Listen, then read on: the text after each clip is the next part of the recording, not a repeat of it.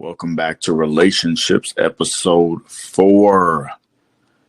We will be covering the subject of marriage. So I hope you all are ready for this. Lace your boots up, put your seatbelts on. You might want to put your hazard lights on for this one, okay? All right. So as always, no beating around the bush. Let's just jump right into it. We're live here on Stationhead. Thank you for everyone that's able to join tonight, okay? Here we go.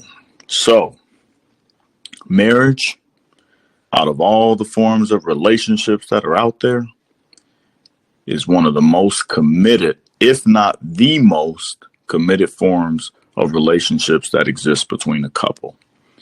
When someone takes these vows together and they make these commitments, it's something that's very serious. And it's something that's very permanent. It's made to be permanent. You know, it's not made to be, it's definitely not like the dating phase or the boyfriend-girlfriend phase. Marriage is actually an entity that's been around since the early ages of humanity. And if you look back pretty much through anywhere in the world, you'll see that almost every culture has had a form of marriage. You know, it's not like it's just in the United States, but if you look pretty much anywhere since the dawn of time, you know, marriage has been around. So the entity of marriage, everyone knows, you know, usually the seriousness of it. And one thing that I will say is a lot of people will tell you that marriage is hard work. But I'm going to tell you my personal opinion, okay? I don't think that marriage is hard work. I think marriage is a lot of work. Now, I'm going to say that again for you. I don't personally think marriage is hard work. I think marriage is a lot of work. Now, why would I say that?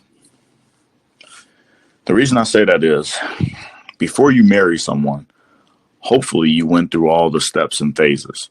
Dating just monogamously. Boyfriend and girlfriend. So there's a commitment with the monogamous dating. Then the steps of planning a future past that commitment of permanency or separating if it doesn't seem like it's going to work out. So hopefully if you got to the marriage phase, it showed you that the steps were leading you in the right direction. So that's why I say marriage shouldn't necessarily be hard work, in my personal opinion. I just think that it's a lot of work. Now, what I will tell you is I do believe marriage is a lot of work, and that's before you add kids into the mix. All right. You start adding kids into the mix, and you can say it's a lot of work. That's my personal opinion. But the reason I don't say that it's necessarily hard work in my personal opinion is because if you even look at animals, there are lots of animals, birds, and many other animals out in the world that you could quote unquote say marry. You know, they pair up, they mate with one another until death. There are lots of animals in the world that do that. That's pretty much just like being married as a human being, because you're saying I'm going to pair up with this individual to the day I die. It's you and me against the world. We're going to get through it. Yes, there's going to be problems. Yes, we're going to disappoint each other. Yes, we're going to be upset. Yes, we're going to have arguments. Yes, we're going to have fights. I'm not talking about physical fights necessarily. I'm talking about just fights, okay? And disagreements. Yes, we're going to be angry at each other. But just because you're angry at someone doesn't mean that you don't love them. I mean, children get angry at parents. Parents get angry at children. You know, we get angry at friends. We get angry at relatives. We still love them. A marriage is no different. People get angry at each other, but that doesn't mean that they don't love each other. People in marriages have disagreements and fights. That doesn't mean that they don't love each other. It just means that they're bumping heads. It just means, it possibly means that they both have great, wonderful mindsets. And maybe that's why they're bumping heads, because they just haven't found a way to put the idea together. But hopefully with the entity of marriage, because it's a permanent situation, they will find a way to do that. So let's talk about the commitment area of marriage here. So basically, by making this kind of commitment, I mean, you're saying that you have no intention of being with anyone else for the rest of your life. Now, keep in mind, there's roughly 8 billion people on the earth, I want to say. So you definitely don't want to get married off of looks. Okay. You definitely don't want to get married just off of a personality. You definitely don't want to get married just because you all have the same hobbies. You definitely don't want to get married because you all like the same foods and restaurants and entertainment. Because I'm going to tell you right now, that's not going to be enough. The only real reason to ever marry somebody, it has to be the 4-letter word that starts with an L. I know you know what it is. Love. That is the only thing that will hold a marriage in a definite position where it's going to be able to last all of the different storms that are going to come about. Because it's not going to be easy all the time. If you think you're going to get into a marriage off of looks and likes, it's not going to last. I can tell you that right now. If you look at the divorce rate, you got to bring up divorce because marriage and divorce go hand in hand. Hopefully they never happen when one happens, but they go hand in hand. The reason I say that is the divorce rate is roughly 50% for all marriages now in the United States. Okay. So to think that you're going to marry someone and not have the thought and conversation of divorce with that individual, my personal opinion, again, is that would be a mistake. You two definitely need to sit down and have that conversation about what if one of us starts wanting a divorce at some point in time. You know, not everybody decides that they want to get a divorce right away. You know, sometimes people get divorced 20 years after they've been married, 30, 40, 50 years after they get married. It's not always, 6 months into a marriage. So to think just because you are madly in love with someone and they are madly in love with you that you will never, ever hit the divorce wall is unrealistic. So again, that would be a great conversation to have with an individual before you get married, not afterwards. Okay. Divorce rates, like I said, 50% chance of that nowadays. It's sad, but it's the truth. And, if you ask me, the reason that I would personally think that a lot of divorce rates have skyrocketed over the past years is because of modern tech. To sit down face to face with your mate at any given time. Are you ready? Are you listening? Is your ear up? Are you listening? You ready? You sure? At any given time when he or she, I ain't talking about your husband, I ain't talking about your wife, I said he or she, him or her, you or me, at any given time when there's a problem in our marriage, guess what? Every single one of us is always going to be one DM, one like, or one text away from confiding in someone else and messing up our marriage. Now, modern technology is great. It is not modern technology's fault if you don't have self-control to make sure that you behave in your marriage properly. Okay? Modern technology is wonderful. I mean, if we didn't have modern technology, I wouldn't be on this show right now, thanks to Station Head and Wi-Fi and computers, phones, and electronics. Okay? So modern technology is a wonderful thing. We couldn't even talk about this right now together if there wasn't modern technology. Bouja Latte, I see you on there. Thank you for your support.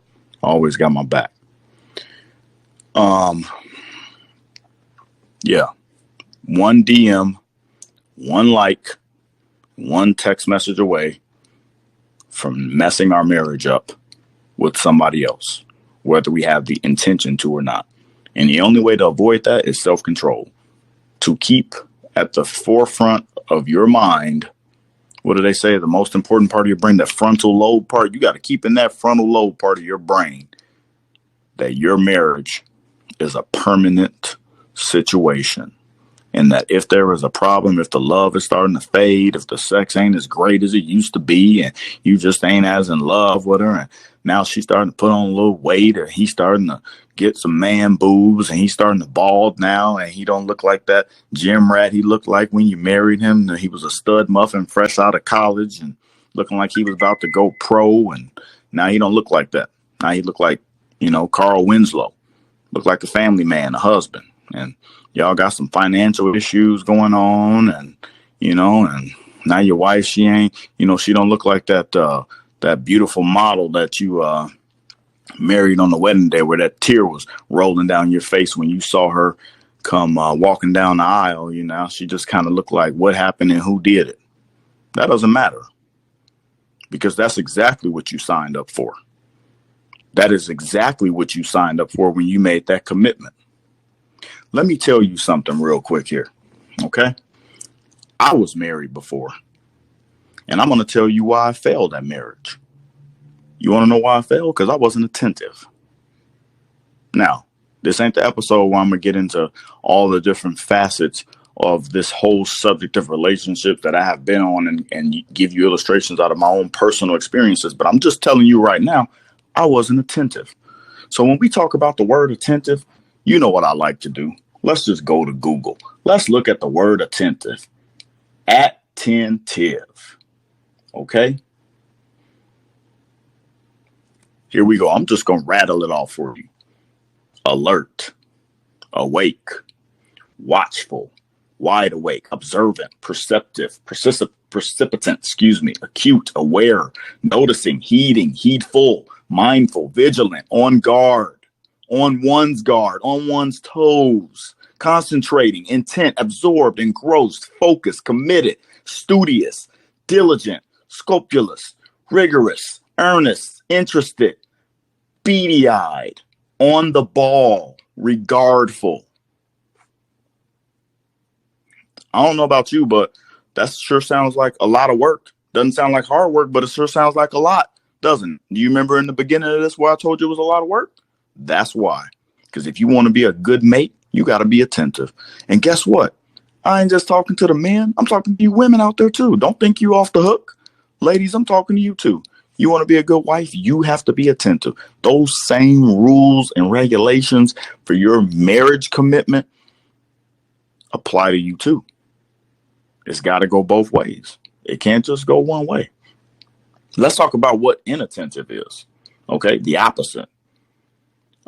Not being considerate, not being thoughtful, not being kind, not being caring, not being tender, not being understanding, not being sympathetic, not accommodating, not being polite, not being well-mannered.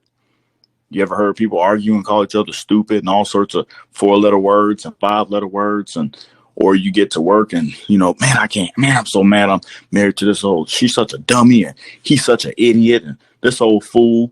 Not being civil, not being respectful, not being responsible, not being mannerly, not being gracious. That's what unattentive is. Doesn't say you got to be about to kill each other. It's just the opposite of being attentive. And guess what? If you're not attentive, male or female, the marriage is not going to work. I can tell you that right now from firsthand experience. It's very important to be attentive to your spouse. You have to care about your spouse. The other thing is, I've talked about this before on one of my other episodes. Any man or woman, male or female, who is still in love with themselves is going to have a very hard time being in love with someone else when it comes down to the wire, when you got to make certain decisions.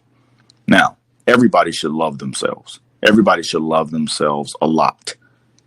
Okay? But if you are single, you're great being in love with yourself because it's all about you. If you're single, no children, it's all about you. But if you plan on being married to somebody else, you cannot be in love with yourself, because you have to want to put your spouse's needs first. And guess what? A person who's in love with themselves, I'm going to tell you from firsthand experience, I used to be in love with myself. It's very, very hard to be attentive to your mate when you're in love with yourself and constantly thinking about your needs, your wants, your likes, your dislikes, what's comfortable for you, what's beneficial for you. I'm telling you, you can't be in love with yourself and be in love with your marriage mate. But you can love yourself a lot and be in love with your marriage mate. That's a workable situation. Okay. So another thing that, a man has to think about, and don't get me wrong, I'm not trying to beat up on the men here, because like I said, a lot of this information, almost all this information goes back and forth. But right now I'm going to talk about men because I'm a man. I've been a husband. I've never been a wife, but I've been a husband. A husband has to be attentive, but that's amongst many other things. He needs to be a protector. He needs to be a provider, and he has to be a lover. I'm not talking about just in the bedroom. Okay. When I say be a lover, I'm talking about like you love your children. You got to love your wife the same way. Like you love yourself. You got to love your wife the same way. That's the type of lover you have to be. You have to be considerate. Your wife got a hangnail. You better feel like that. Wonder how you going to fix it. Okay. When it's time for you to provide, you better figure out how you're going to provide. I'm not talking about just financially. Providing could be emotionally. You better figure it out. You have to. Okay. When it's time to be a protector, man, you better be ready to knuckle up. I don't care if you're a fighter or not. You got to be ready to protect. Okay. Your wife might bring you something, and to you, it may seem stupid and irrelevant. But if it's relevant to her, it better be relevant to you, because you all are in a marriage now.